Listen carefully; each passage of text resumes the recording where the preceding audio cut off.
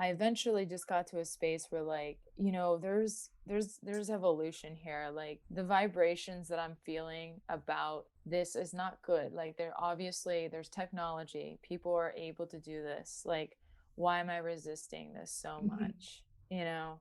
And I just got to a point where I was like, this is like what I see myself as. And yeah, it's a desire. And yeah, it's a way I want to look, but it's going to make me happier. This is Unconditioning, Discovering the Voice Within, with Whitney Ann Jenkins. Hello, and welcome to the 16th episode of Unconditioning, Discovering the Voice Within, where I bring on guests and we talk about the inner authentic voice and the challenges and the rewards that come from following it. This week I have with me Donny Donovan. Donny and I met in a really kind of interesting, unique way.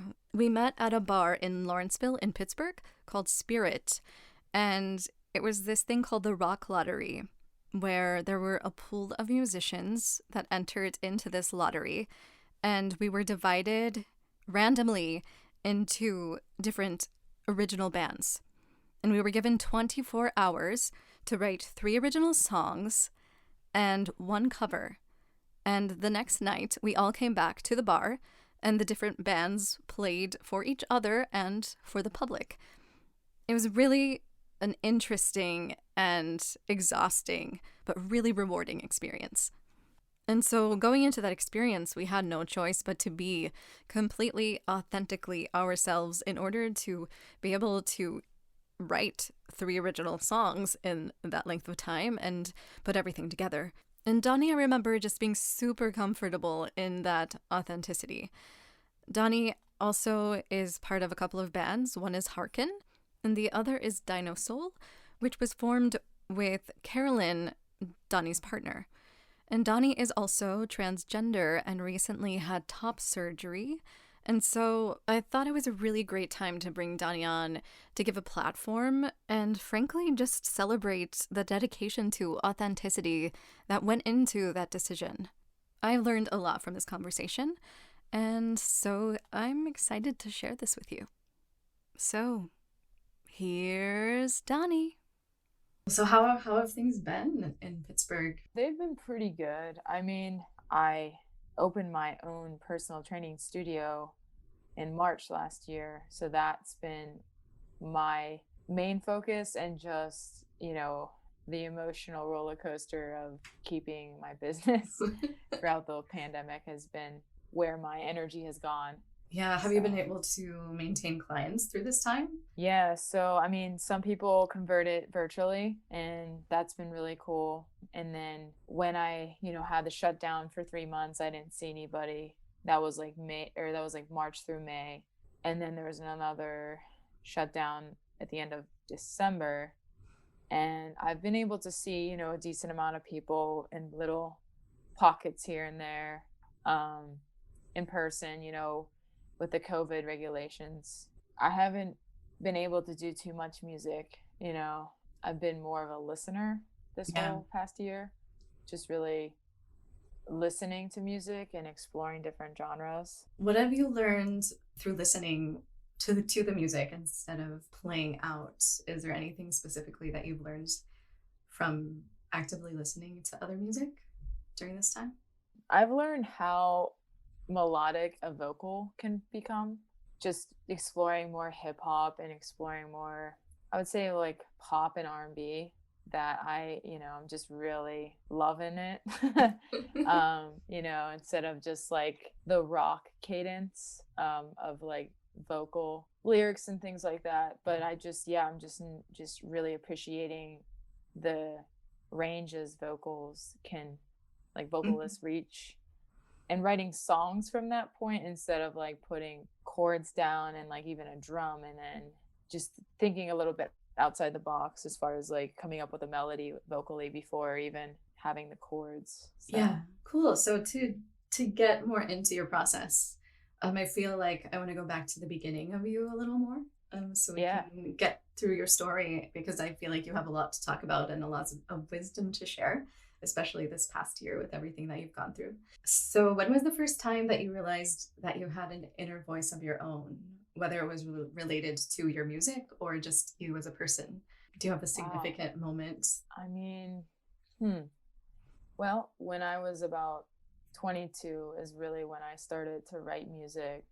And I think just being a queer person and all the anger I've had inside because of, just suppressing that part of me, Mm-hmm. um, I was able to write and write a lot. And I think that's whenever after grad school, and that's when I became a songwriter. Really, I didn't play guitar like when I was younger or anything. Felt like that's where I found my voice when I was about 22.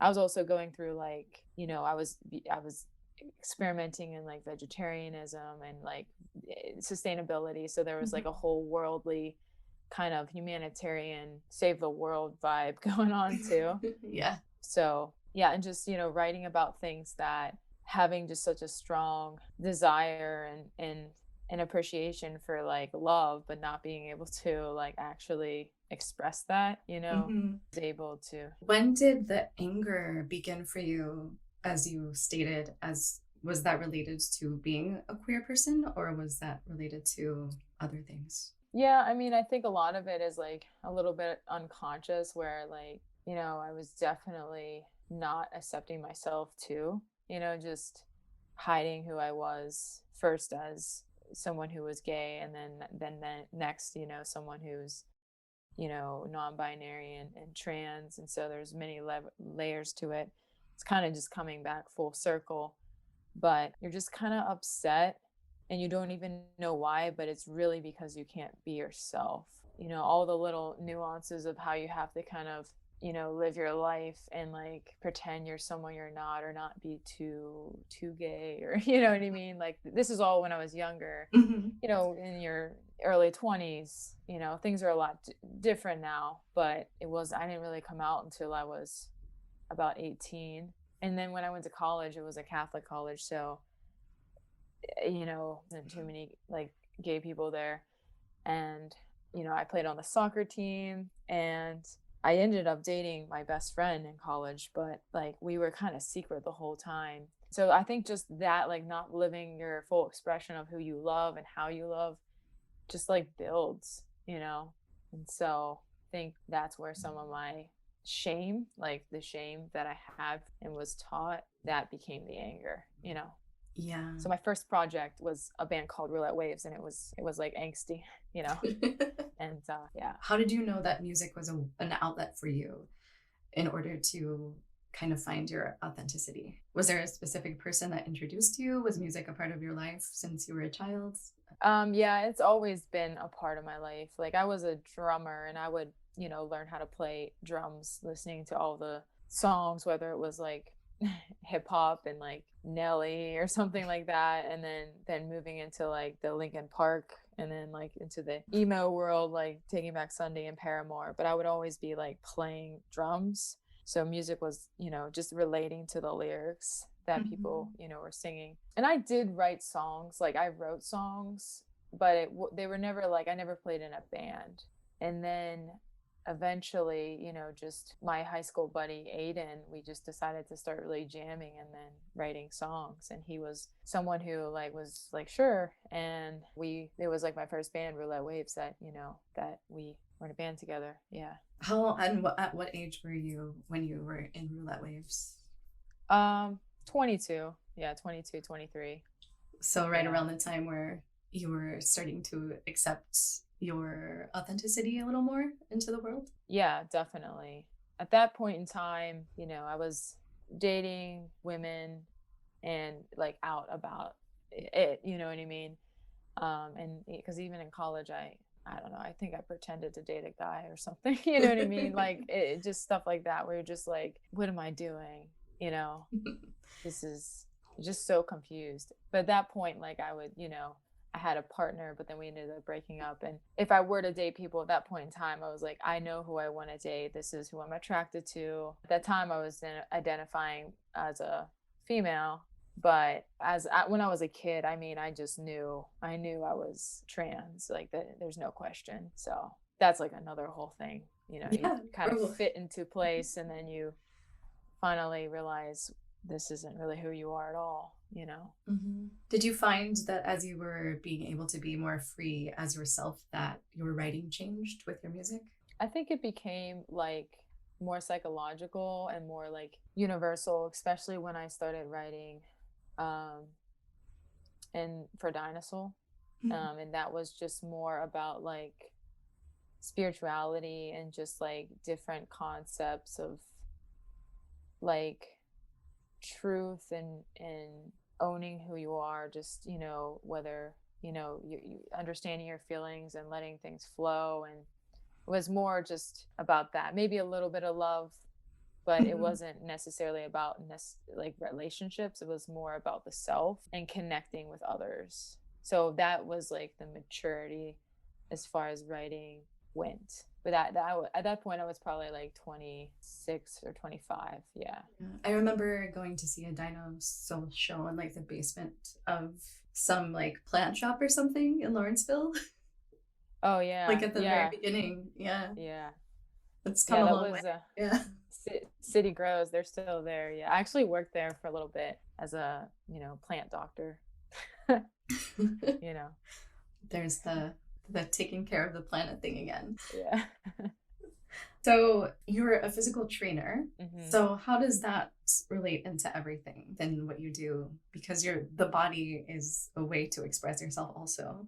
And so is that connected to almost a spirituality thing and being able to express yourself? I think so, yeah. I mean, I've always been a very like physical person as far as just I connect pretty well with my body. I like to sense things, even if it's like pain, like pushing myself, running, and even lifting weights, and like seeing how far my body can go, but in a healthy way at this point in my life. I'm not trying to hurt myself and push myself too far. But yeah, I definitely, I think, working out for me is definitely more for just like mental health and just self-care. That's my self-care, is like lifting or running or doing yoga or even meditation. That's my form. It's very physical self-care, but also just like with my transition in working out and kind of shaping the body that I wanted it to be and look like and feel like, really helped to set myself too, just visualizing Mm-hmm. how I wanted to. It sounds kind of superficial, but at the same time, it's the body that I want, and I know that I can achieve it, and I feel good. I feel good in Yeah. it, and I don't think there's anything wrong with that. Sometimes it's in a healthy way, what I mean? Right. Where Yeah. like literally I just had a milkshake. So I'm not, you know what I mean? So, but it's just been, and I think the more you don't force your body to do things, the better. It's almost like a discipline with your body, but you're always gentle and mindful. But at the same time, you're maintaining your tempo, is what I call it, and you're Mm-hmm. also you know gonna feel good in your own body, when you do physical activity. And it doesn't even have to be like 5 days a week working out. It could be whatever a person enjoys, even if it's hiking. Or there's so many different types of, horseback riding. There's so many different types of fitness and Right. activity. So, taking the physical aspects into your decision process for having top surgery, can you talk about that process of deciding those things a little bit?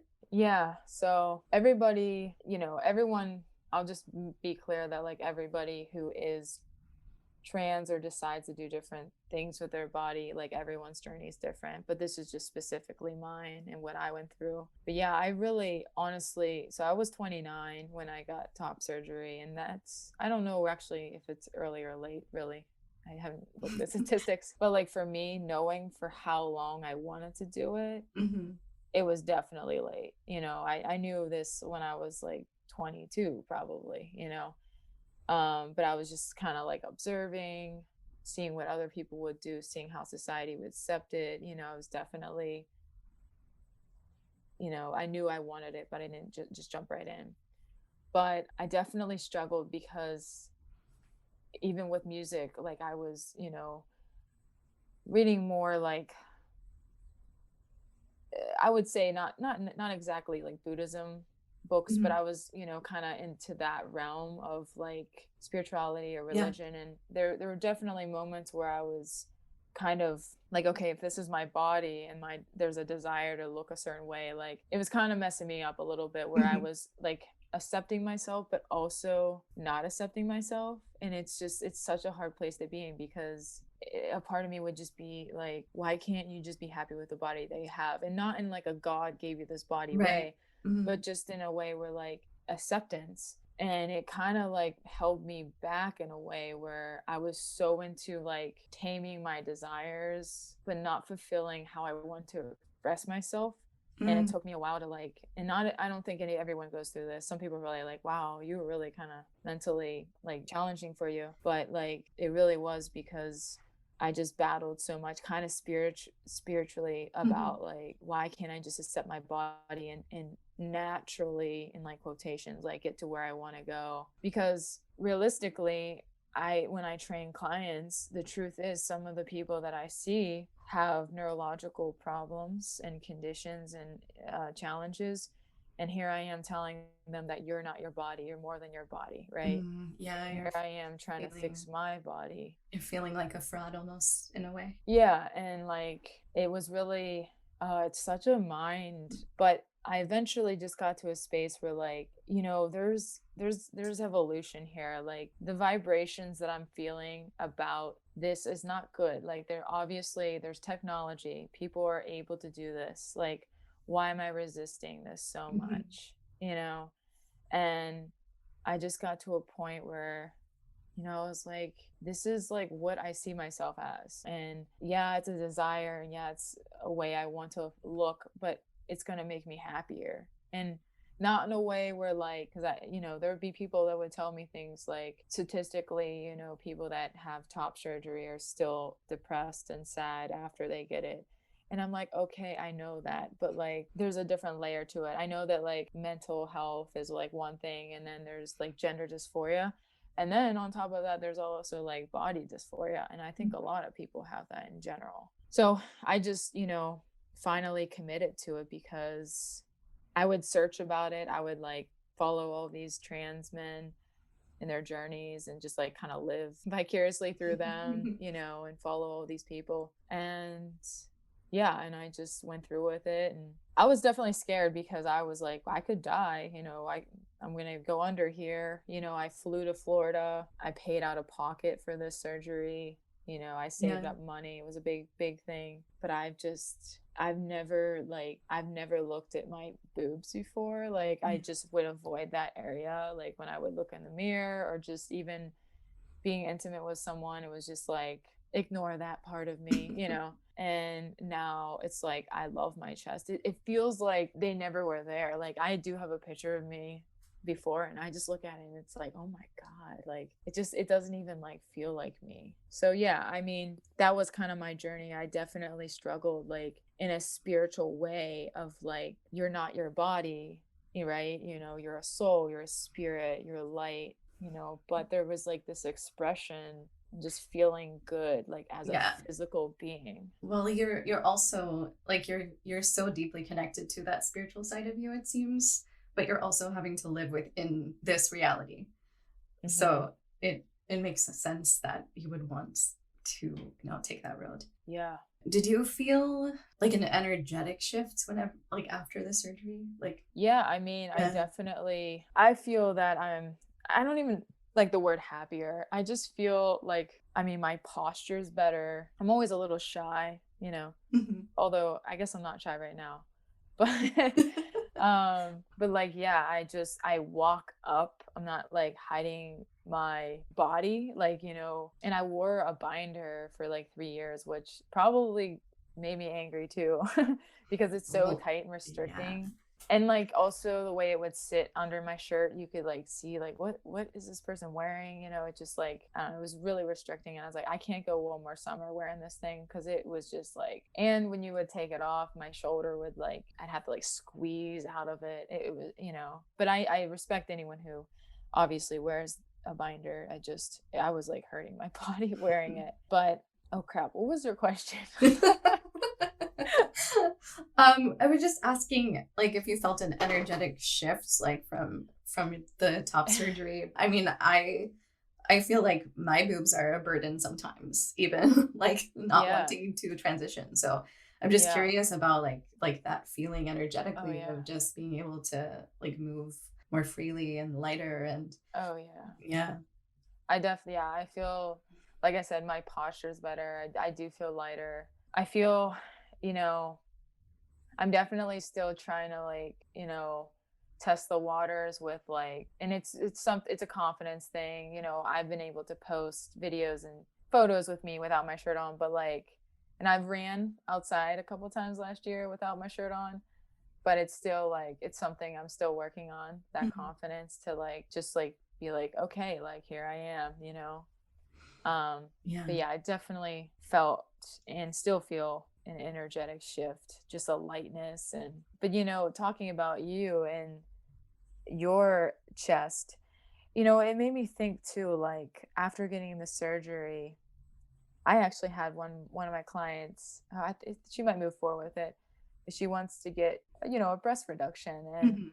then I had clients before that did get, breast implants. And like after really seeing how it can affect people, people can do whatever they want with their body. You know what I mean? Right. Yeah. And I don't know, I just like after like not judging myself so much anymore. Not that I mean everyone does probably judge other people, but like I just like I don't judge people anymore for anything that they want to do with their body.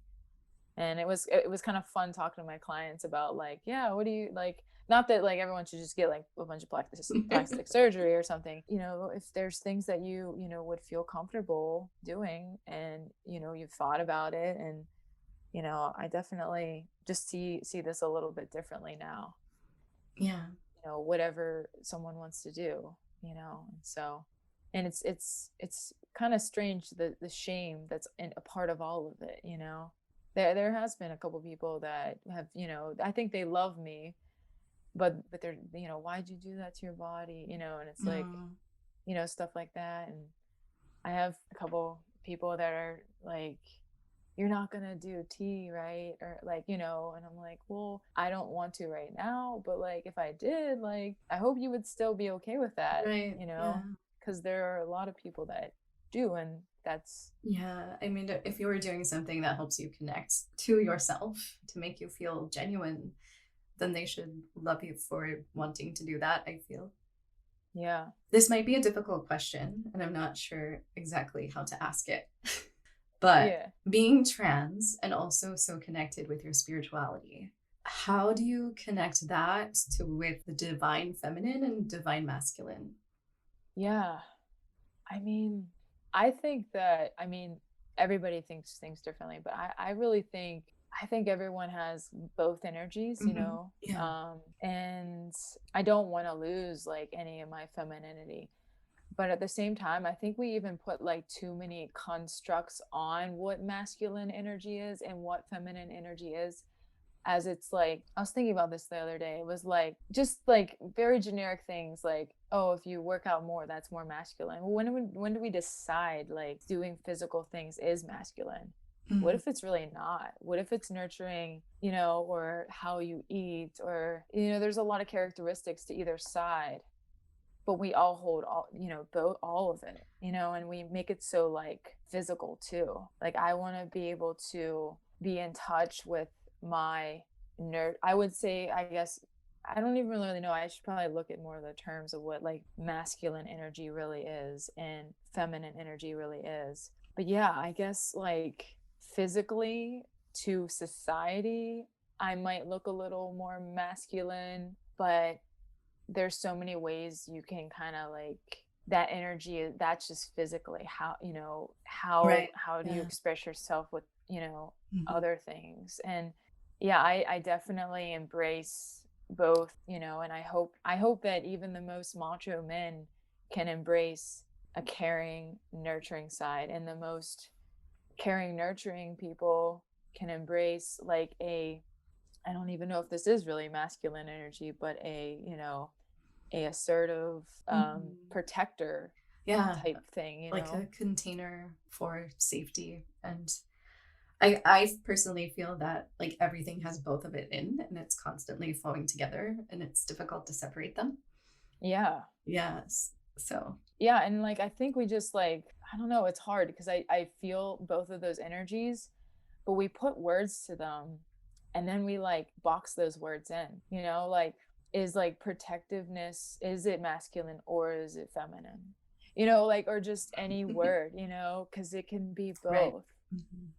Or even nurturing, because like Right. Well, even looking at languages, like the Romance languages and having things be feminine or masculine, it goes way back. yeah, I think we need to kind of like, I mean, I would like to explore those two concepts, like the yin and the yang, in that kind of way. And then just also just the divine femininity and like masculinity, you know, like really understanding. I think the physical form is what skews everything. You know what I mean? Like getting your nails done. What does that mean? You know, like, or your, you know, Right. Yeah. because I mean, if you look at different cultures, like I mean, I don't know too much about different cultures. Don't quote me on anything, but like they use a lot of like makeup and paint and jewelry and like Mhm. different clothing, and like it's like, well, is that feminine or is that masculine, or you know, like the different skirts and things. Yeah. Like It's they're like just an expression of both of those at the same time. It's like our whole entire being through creativity is being expressed. yeah. And then you're in like modern America and it's like dress female, pants male, you know, like literally, like, or whatever, right? It's like, okay, which is, it's in, and it's been like that for so long, or, you know, and it's like, well, when do we decide that, you know, as those things? Right. And then we also have to live in this. We can try to change it, but that's not going to happen overnight. Yeah. So things like you getting the top surgery to feel more comfortable in your authentic self to perhaps help us to progress, to help understand and allow people to accept it more. Like you talking about this is a way for you to share it Yeah. so other people can be accepting of it or be like, oh, wait, I can do that too. Yeah.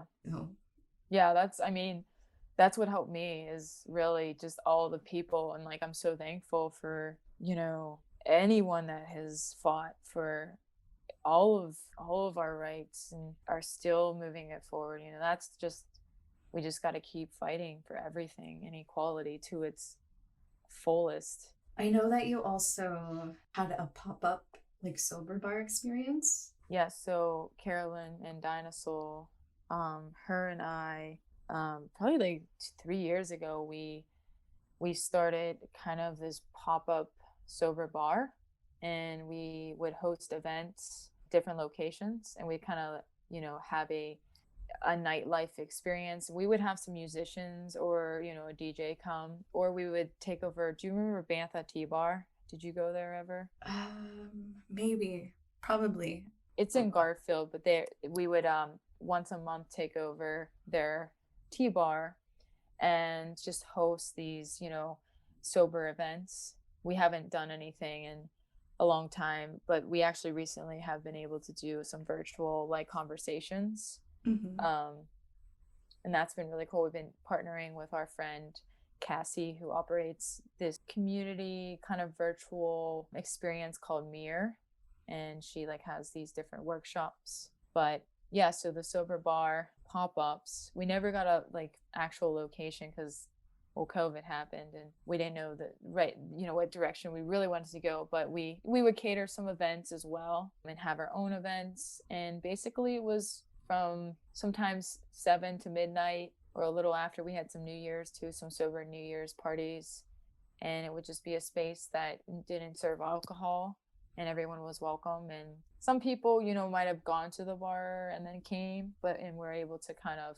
you know, not drink anymore, or you know, someone was just looking for not being around that, you know, and having more chill night. So we tried to provide that space, and a lot of people that do go to the events, you know, are part of AA or just there to also support their friends.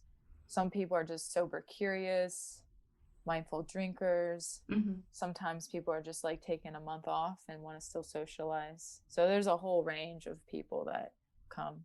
Yeah, that's amazing, especially in a culture like Pittsburgh where drinking is so prevalent. Yeah, the Yeah. sports. Yeah. How was that received? Do you have um like plans for after COVID? yeah, I mean, it was received really well, honestly. We definitely, whenever before COVID, we had a couple events a month. We had actually, there is a wedding we might cater later this year. See, we were thinking about, getting into some weddings too. People want to have sober options, and Carolyn, she makes these syrups herself, and there's a couple different drinks that she makes. So they're like mocktails. Mhm. But yeah, so it's definitely it was definitely well received. Unfortunately, with the pandemic, we've only been able, well, we did that one virtual event a couple weeks ago, but we haven't been able to really do too much. And that's why collaborating with Mir has been helpful, because we're just definitely not the best or the most experienced with that kind of virtual community platform. So, but honestly, the places where drinking is, more socially acceptable are the places where people are also needing it the most, Yeah.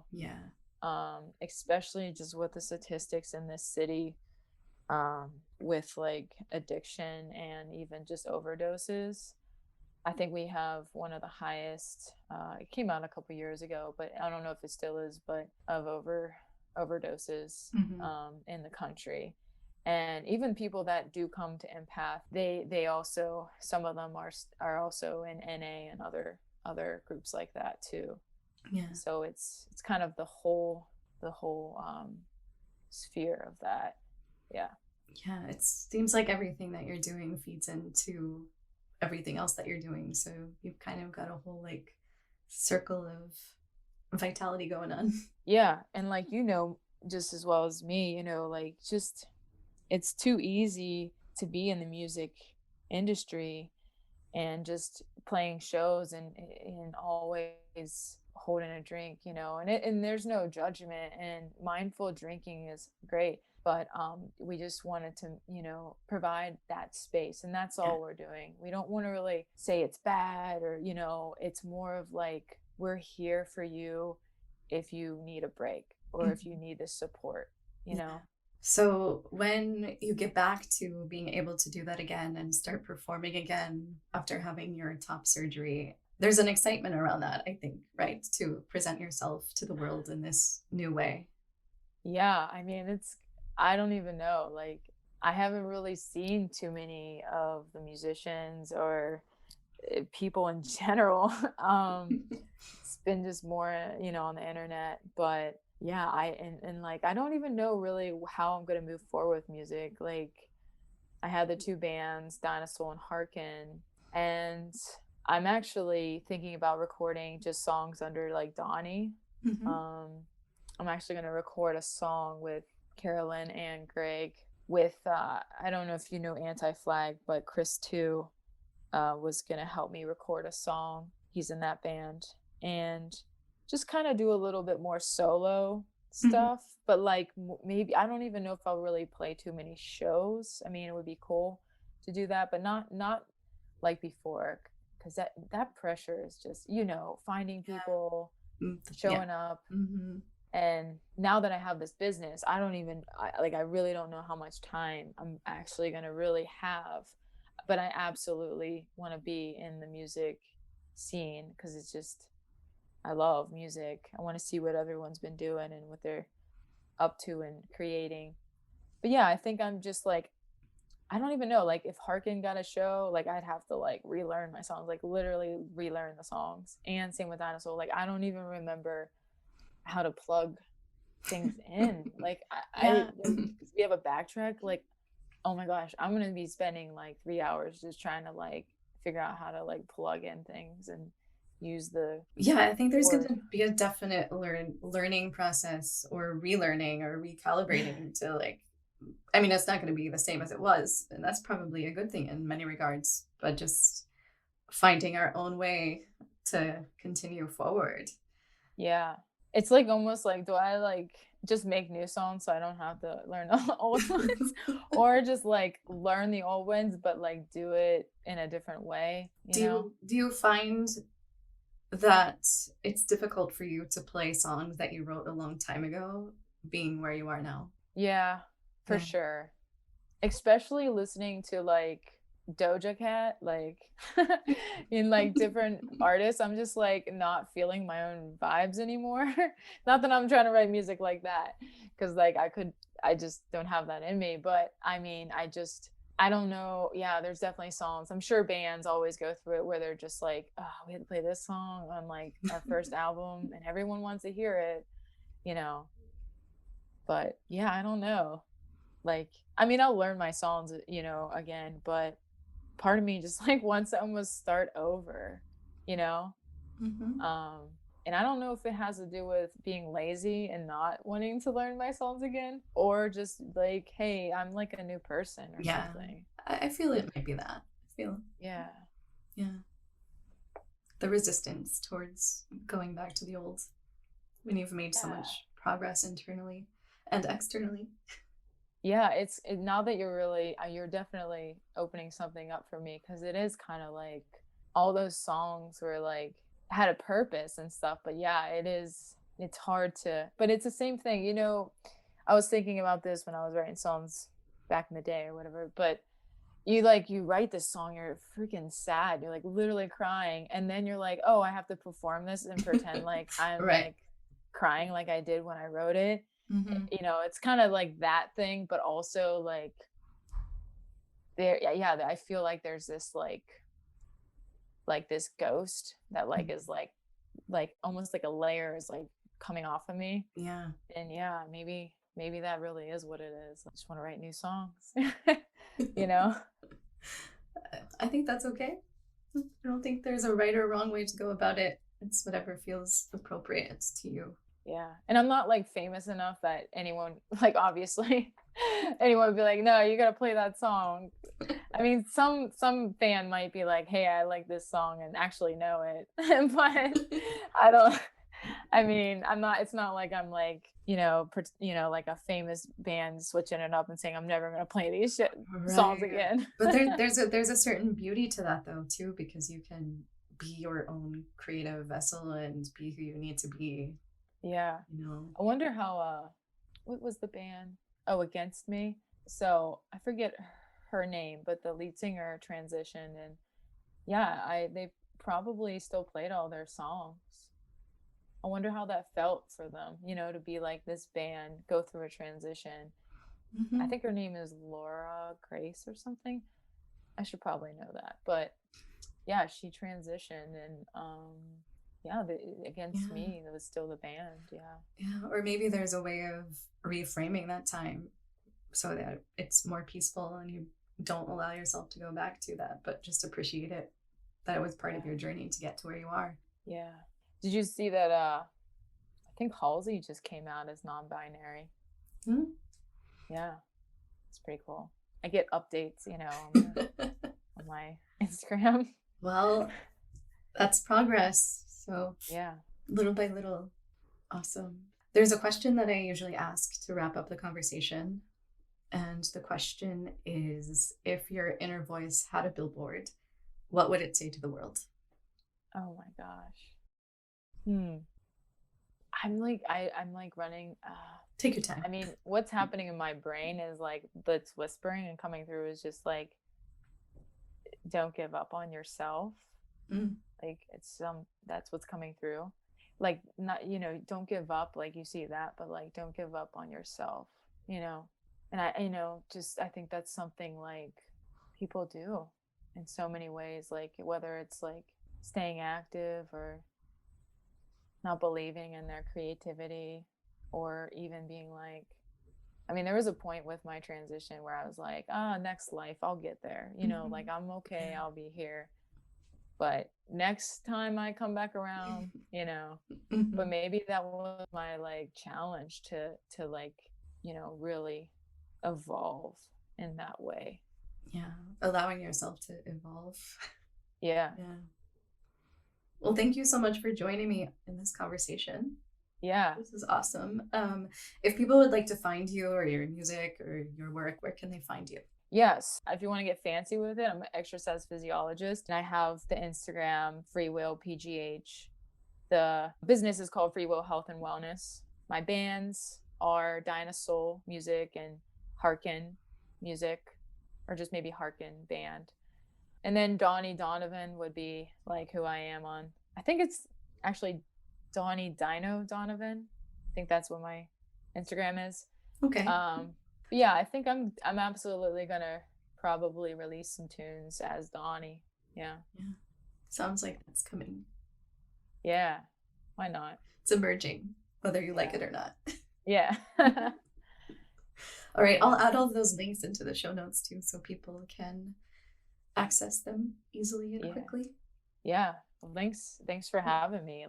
Thank you so much for joining me this week. If you're listening and you like what you hear, please consider subscribing and rating this podcast, as it really helps get this podcast out to other people who might be interested in hearing it but don't know about it yet. And also, if you'd like to contact me or reach me, you can reach me at unconditioningpodcast@gmail.com or unconditioningpodcast on Instagram. Thank you so much, and until next time, stay tuned in to you.